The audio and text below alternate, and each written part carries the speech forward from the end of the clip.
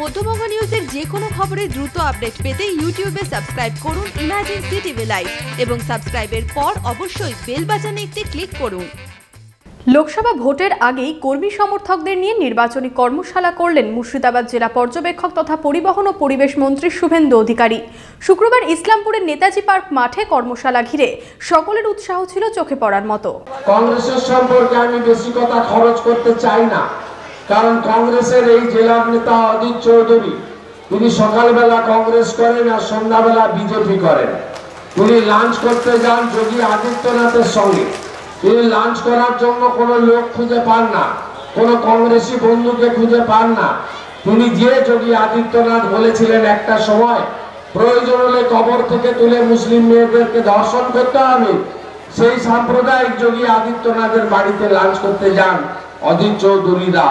এটা আপনারা জানেন।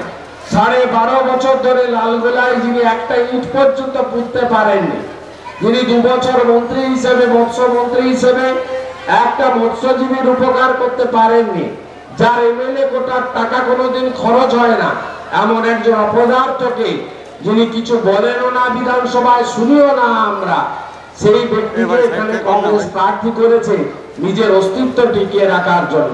ভারতীয় জনতা পার্টি তারা প্রার্থী খুঁজে পায়নি।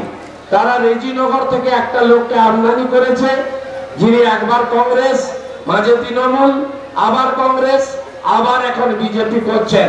তার সম্পর্কে কথা কম বলাই ভালো, কারণ আমার কাছে খবর আছে এই প্রার্থীটাকে সাপ্লাই দিয়েছেন কংগ্রেস নেতা অদিত চৌধুরী। তিনি বিজেপিকে বলেছেন যে তোমরা হুমায়ুনকে প্রার্থী করে দাও, আমার লোক কোনো অসুবিধা নেই। তাই হুমায়ুন কবিরকে বিজেপি এখানে প্রার্থী করেছে।